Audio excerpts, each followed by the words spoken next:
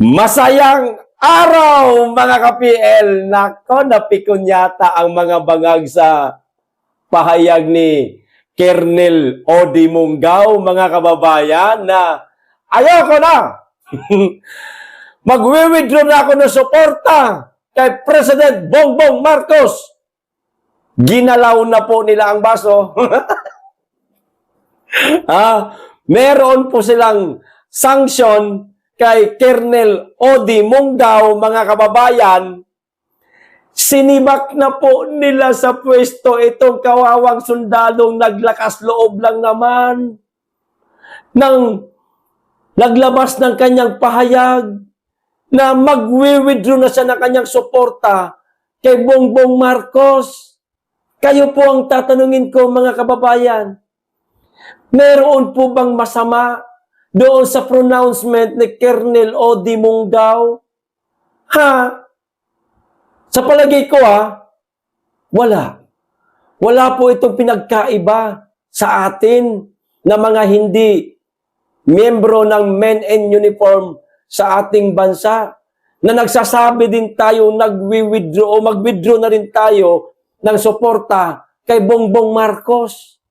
Aba, baka nga mas marami na mga kasundaluhan o mga kapulisan ang matagal nang nag-withdraw ng suporta kay Bongbong Marcos Di po ba?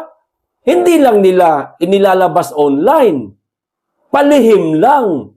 Kasi, unang-una, kadahilanan yan, maaari silang masibak din sa pwesto. Matulad sila dito kay Odi Mungaw.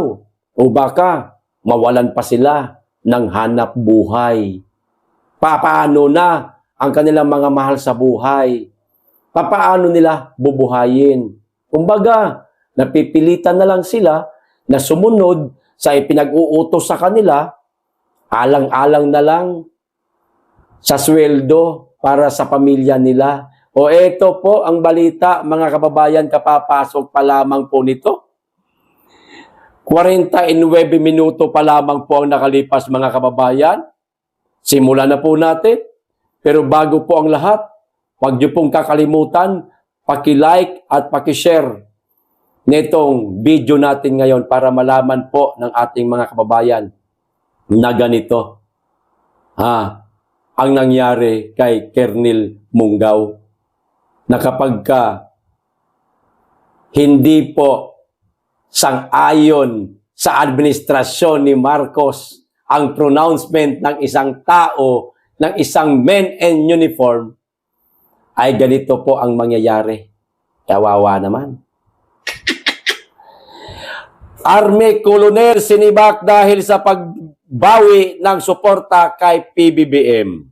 Tinanggal sa pwesto ni Philippine Army Training Command Commander Major General Michael Logico si Training Support Group Commander Kernel Odi Mungaw dahil sa kanyang online post na binabawi ang suporta kay President Marcos.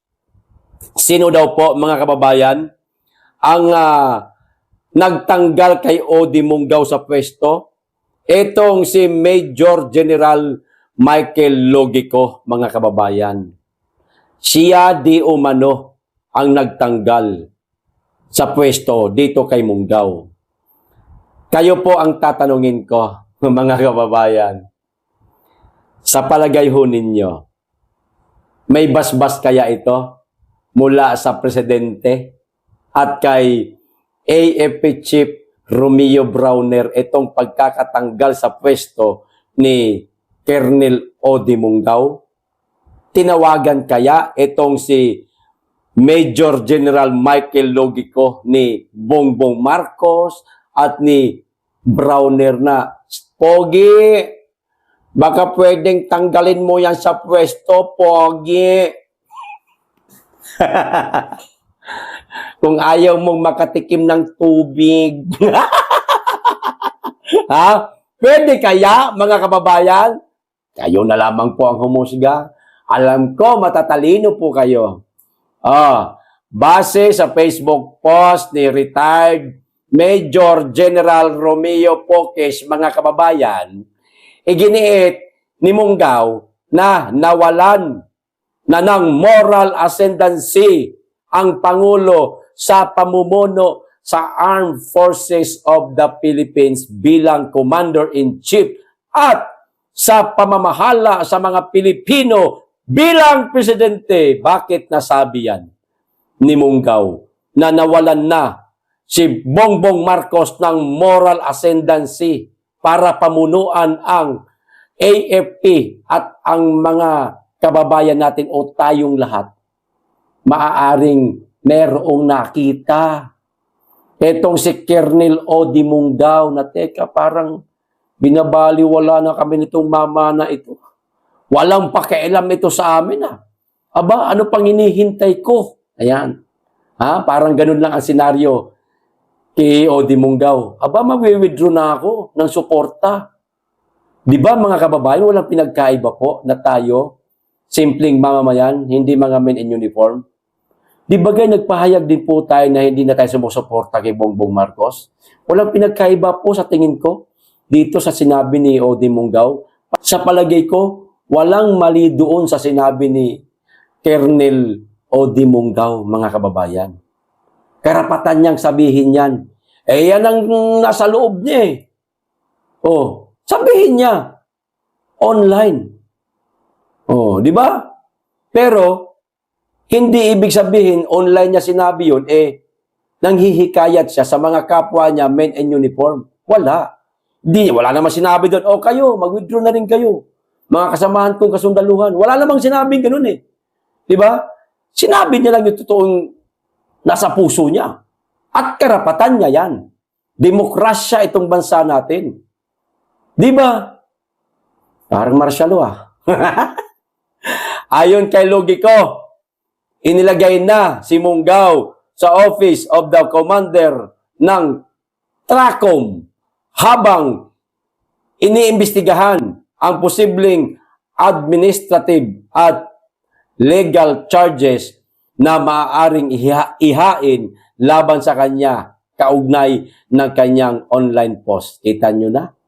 Kakasuhan pa. Diyos ko po. Hindi na sila nakontentong tinanggal nila sa pwesto. Kakasuhan pa, mga kababayan. Iba kayo. Tandaan nyo, hindi lahat ng araw ay Pasko. Minsan, undas din. Paano? Pag dumating ang isang araw, undas naman ang panahon para sa inyo. Lahat kayo mababalikan. Posible yan. Lalong-lalo na yung di ba, mga kababayan? Ito po, isa sa mga sinabi ni Colonel Odi Munggaw para po ito sa mga hindi nakakaalam sa naging pronouncement niya. Basahin ko na rin, maikli lang naman ito. President Bongbong Marcos has lost his moral ascendancy to lead the armed forces as Commander-in-Chief and govern the Filipino people as President of the Republic. Sobra na. Tama na. Ayon po ito kay Colonel Odi Munggaw. Ito naman po ang sinabi ni Major General Michael Logiko. Effective last night, I have relieved him from his post as Commander Training Support Group and is now placed attached unassigned office of the Commander Training Command. Mga kababayan, wala na siyang posisyon, wala na siyang pwesto. Tinanggal kasi ang pwesto nitong si Colonel Odi Munggaw, mga kababayan, Commander Training Support. Meron siyang mga tauhan din na mga hinahawakan. Tinanggal nila, baka maka-impluensya. Baka yung mga tauhan niya na yan, isa-isa na mag-withdraw din ng suporta, gayahin siya.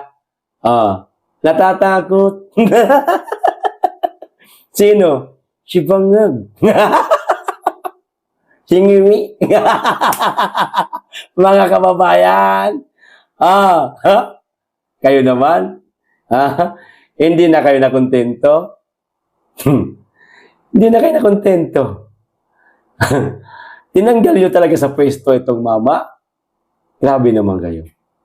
Wala na bang karapatan talaga ang mga men in uniform na magsasabi ng katotohanan lang kung ano ang laman ng kanilang saloobin?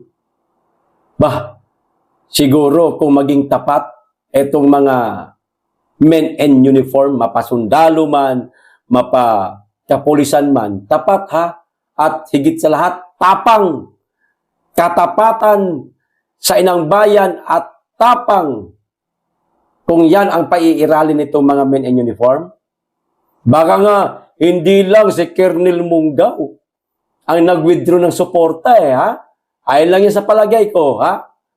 Baka, noon pa lang, napakarami ng men in uniform na nag-withdraw na ng suporta kay Bongbong Marcos. Kaya lang, natatakot lang sila, baka ganire ang mangyayari. At baka, higit sa lahat, tanggalin talaga sila sa trabaho. Papaano na mga mahal nila sa buhay. O ito naman po, ang isa pang mga balita na ibibigay ko po sa inyo, mga kababayan. Iwan na po natin yung usapin na yung tungkol dito kay Colonel Odi Mungaw. Grabe ang Pilipinas ngayon, mga kababayan. Parang martial law na. Kailan ba darating ang tulong para sa ating lahat? Sa ating lahat na mga parang pumapasa ng krus araw-araw dahil sa mga nakikita nating balita na napakasakit. Lalong-lalo na ito napakalalang korupsyon, pero nakakalungkot po mga kababayan, ang men in uniform. Tahimik ho sila eh. Pagdating sa korupsyon na yan eh. Lagi lang nilang sinasabi na kinukundina na nila ang napakalalang korupsyon sa ating bansa. Tutol daw sila dyan. Pero hindi man lamang po natin sila makitaan ng kapirasong video na manawagan sila sa presidente. Mr. President, aba, dalian nyo naman ang pagresolba, ang pagpapakulong at ipakulong yung pinsan mo. Dahil sangkot yan sa korupsyon, wala. Meron ba? Wala. Sinasabi lang nila, total kami sa korupsyon. Period. Parang may pagka-duwag. Hay nako. Eto na, ang isang balita.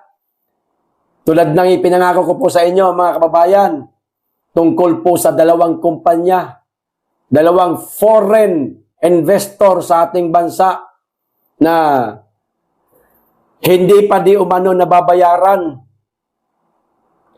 Lilinawin ko lamang po, mga kababayan, hindi po ito tinatawag na ghost incentives. Yun lang po kasi ang nabasa ko dito sa video. Pero ang kumpletong detalye, pakinggan nyo na lamang po, mga kababayan, ang mga sinasabi ni Senator Win Gatchalian. Okay? Eto na. Panoorin po natin.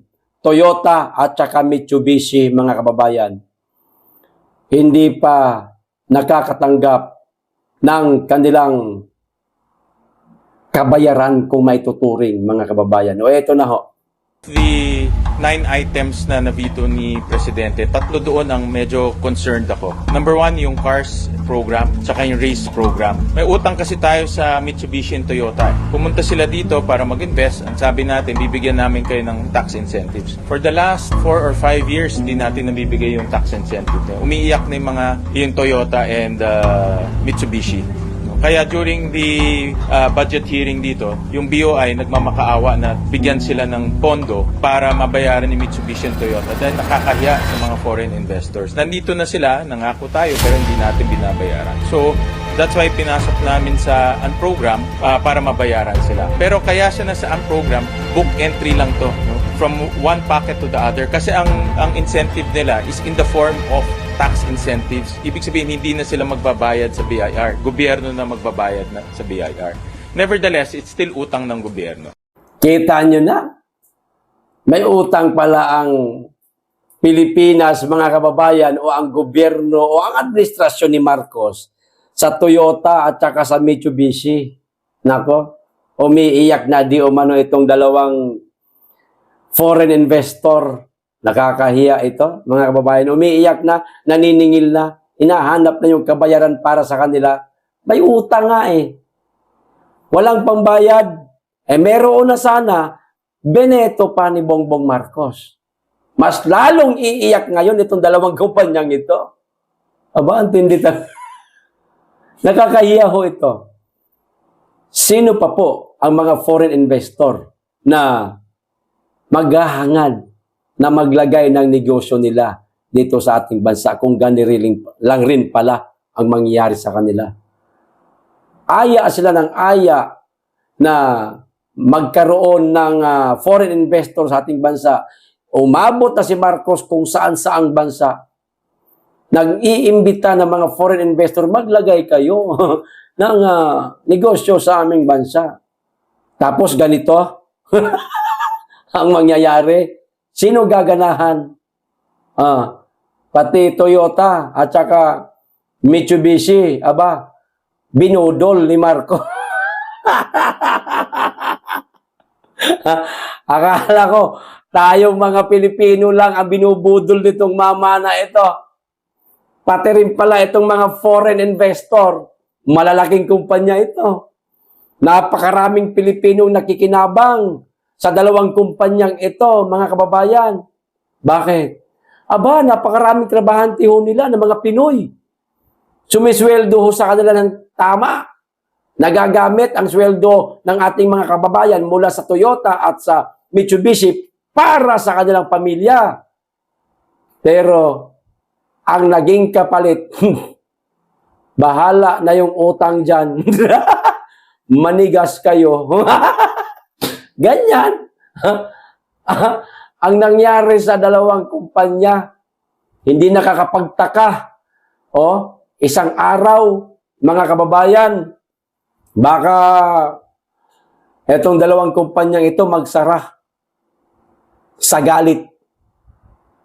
Magsara sa galit. At hindi na sila maglalagay na negosyo pa nila dito sa ating bansa. Mas lalong naloko na. Mas lalong kahiya-hiya ang Pilipinas. Ano bang ginawa ni Marcos sa bansa natin, mga kababayan?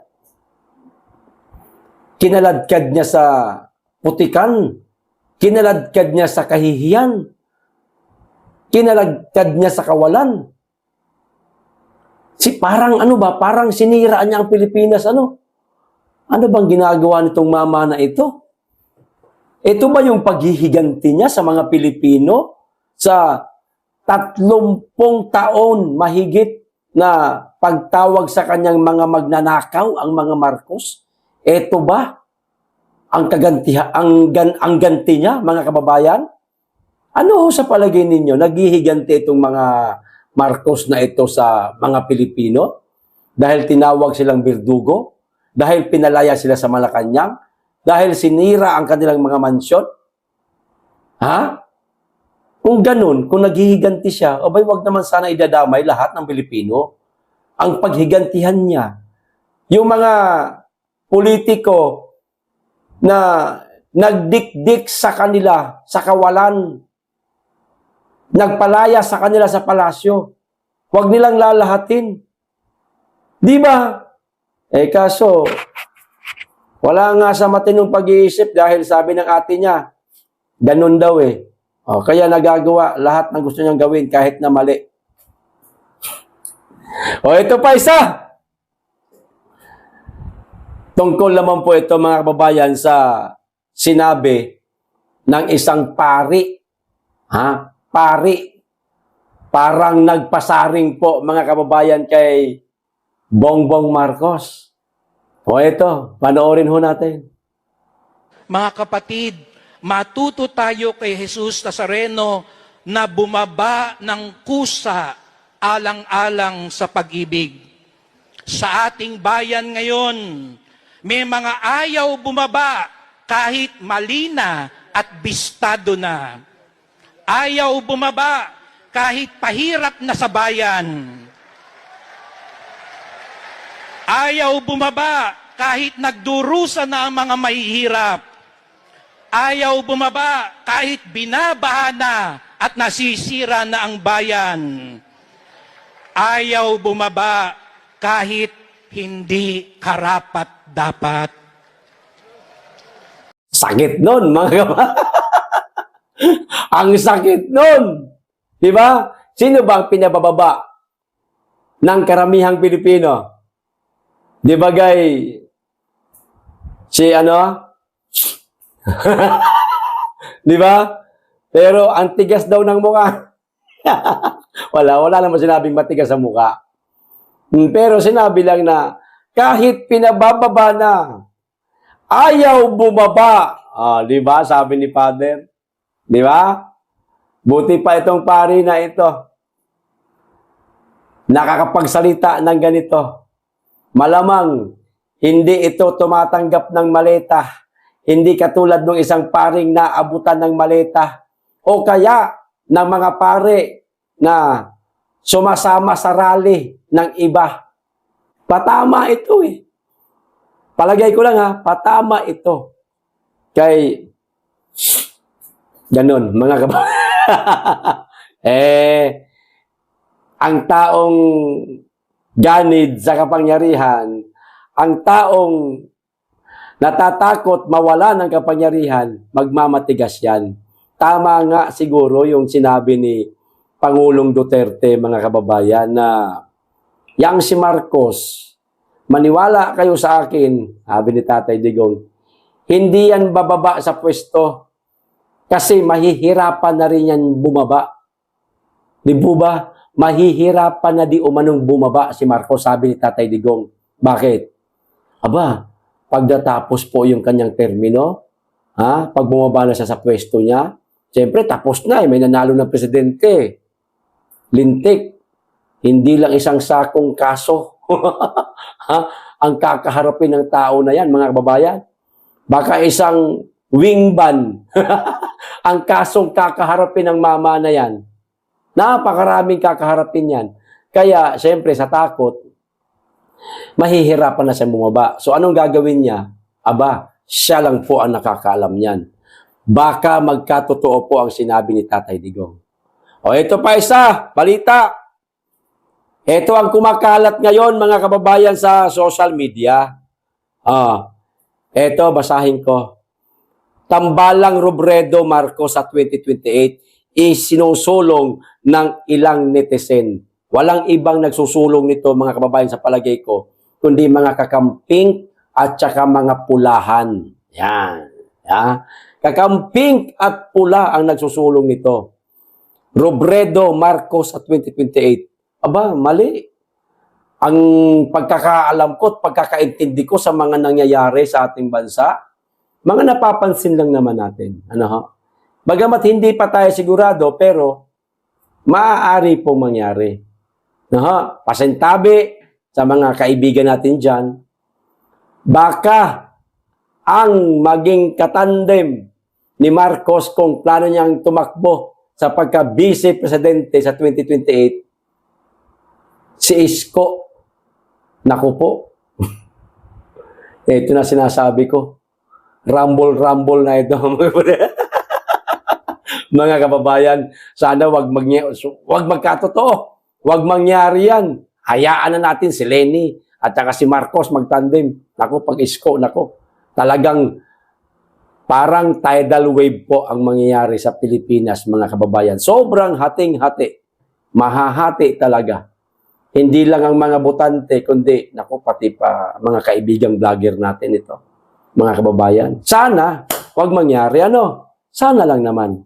O ito pa, ilang netizen ang nagbigay ng kanilang kakaibang mungkahi kung paano posibleng matalo si Vice President Sara Duterte sa 2028. Ayon sa ilang netizen, kasama na ang content creator na si Ronald Tovera, maaari umanong magsanib pwersa si Naga City Mayor at dating Vice President Leni Robredo at Pangulong Bongbong Marcos Jr. sa 2028. Paliwanag ni Tovera, maaari umanong tumakbo sa pagkapangulo si Robredo habang busy naman si Marcos. Hindi imposible yan. Posibleng mangyari yan, mga kababayan. Pero pag etong tandem na ito ang mangyari sa 2028, sigurado wala nang Marcos na makakalusot. Hindi na ito mananalo si Bongbong Marcos. Si Leni, malabo rin yan. Dahil sa lakas ng hatak ni BP Inday Sara, lalong-lalo na kuhang-kuha ni BP Inday Sara ang simpatya ng ating mga kababayan, posibleng manalo talaga si Inday Sara sa 2028. Pero sa ngayon, wala pa tayo nakikita na maaaring maging katandem ni Inday sa 2028. Pero kay Inday, sigurado na tayo. At si Inday, nagsabi na rin naman na, oo, posibleng tumakbo siyang presidente. Dapat lang talaga. Kasi napakarami ng mga Pilipino na naghahangad na uli ng isa pang Duterte na mamuno sa ating bansa. Ang ganda ng simula ng dating Pangulong Duterte, napakaganda. Napakatahimik ng bansa. Nilabanan ang droga. Nilabanan ang korupsyon. Hindi man nag-zero, pero napakalaki ho ng kawalan. Napakaraming mga korap na mga politiko ang nagutom. Kaya ngayon, nagbabawi ang mga buang. Nagbabawi. Diba? Kaya, mga kababayan, ngayon pa lang, malayo-layo pa ang 2028, ikampanya na natin si BP Inday Sara. Kung gusto nilang manumbalik ang katahimikan ng Pilipinas, ikampanya na nila si BP Inday Sara para manalo sa 2028. Sawa na tayo sa administrasyon ni Marcos. Tulad nga ng sinabi ko kanina, ang ganda ng simula ni Tatay Digong. Pumasok ang Marcos, taob ang Pilipinas. Hinahanap natin ang isa pang Duterte, wala nang iba na hahanapin pa natin. Nariyan na ang ating BP Inday Sara, kaya ikampanya na natin ngayon pa lang. Sa ating mga kaibigan, kwento-kwentuhan, habang nagkakape-kape, di ba? Gusto nyo manumbalik ang katahimikan sa bansa? Mawala ang droga? Mawala ang korupsyon? Inday Sara Duterte ang pag-asa nating lahat, mga kababayan. Di po ba? O, ito pa isang balita, mga kababayan. Tungkol naman po ito sa baluarte ni Sandro Marcos. Di bagay, puna sila ng puna sa Davao City? Aba, eto ho, may video, mga kababayan. Mas malala pa pala sa baluarte ni Sandro Marcos. O eto, panoorin na po natin.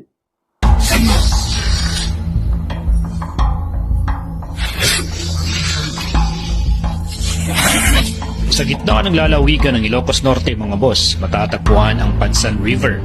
Kapansin-pansin, mga boss, ang kondisyon ng flood control project sa Pansan River sa Maysarat. Sa halip na magsilbing panangga laban sa baha, tila ito mismo ang unang bumibigay. Makikita natin sa video na ito, mga boss, ang ilang bahagi ay hindi na matibay. May bitak at may mga estrukturang hindi pa rin inaayos sa kabila ng paulit-ulit na pagbaha. Ang proyektong ito ay nasa loob ng distrito na kinatawan ni Congressman Sandro Marcos. Hindi ito agarang paratang, kundi isang mahalagang tanong. Nasaan ang pananagutan sa kalidad, maintenance at kaligtasan ng mamamayan? Ayon sa tala, may karagdagang flood control project na isinagawa sa Maysarat ng Ilocos Norte na may kabuuang 89.37 million mula sa 2025 General Appropriations Act. May mga pondo. Bakit may mga proyektong tila hindi tumatagal? Kung may budget, bakit may mga istrukturang hindi pa rin inaayos. Bago pumuna sa ibang lugar, unahin muna ang sariling baluarte. Kung may kakayahang magsalita tungkol sa kaayusan at disiplina sa ibang panig ng bansa, mas mahalagang masigurong maayos muna ang mga proyektong direktang sakop at pinangangalagaan. Ang pamumuno ay hindi masusukat sa mga pahayag lamang, kundi sa kondisyon ng mga proyektong iniwan sa sariling bakuran. Unahin ang sariling baluarte bago pumuna sa ibang lugar. Sandro Marcos, unahin daw imong baluarte na puro bitak-bitak yung yung flood control project, mahiya ka naman daw. Ha? Pakisabi dyan sa tatay mo at sa mga katropa nyo na huwag masyadong puna sa Davao City dahil mas kapuna-puna pala yung distrito mo. Maliwanag, ayan, may video. Pinapanood namin. Grabe, basag-basag pala yung mga flood control project dyan.